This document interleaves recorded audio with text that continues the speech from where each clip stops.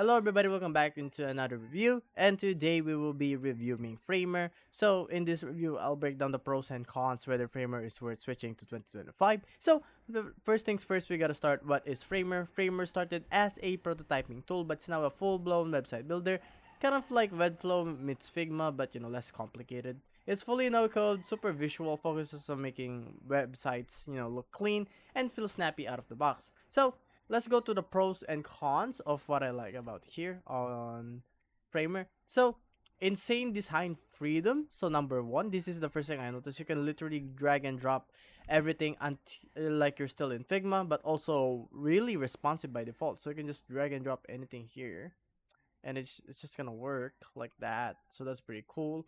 And there's also real time preview and publishing. You see here, this is the preview right here. You can see this website right here, and also built-in animation, scroll effects, fade in transitions. Framer makes it like brain dead simple to add those little animation that makes the site feel pro, so you don't need GSAP or like Lottie files unless you want to go deeper. And SEO and speed, so pages are fast, yes, but it's also optimized for SEO.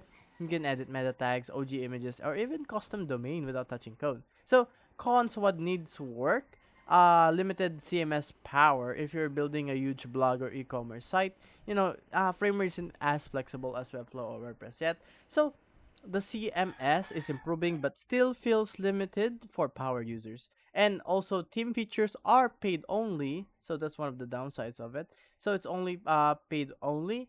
Real collaboration, custom domains, and version control, all behind a paywall. The free tier is great for learning, but you'll eventually hit limits. And learning curve, if you're not a designer, if you never touched design like tools like Figma before, the interface can be a bit overwhelming. As you can see here, it's a bit overwhelming.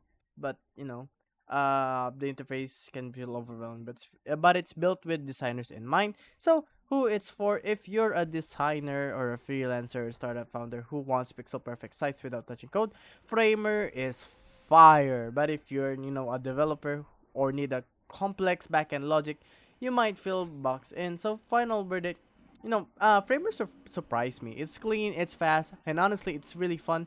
If you're building and landing pages, portfolio, or small business sites, it's hard to beat in 2025, but very heavy for CMS or e-commerce. Stick with Webflow or Shopify. So, I'm thinking of yeah. So yeah, guys, that's our video for today. If you guys like that video, hit like and let me know in the comments, and I'll see you guys on the next one. Bye bye.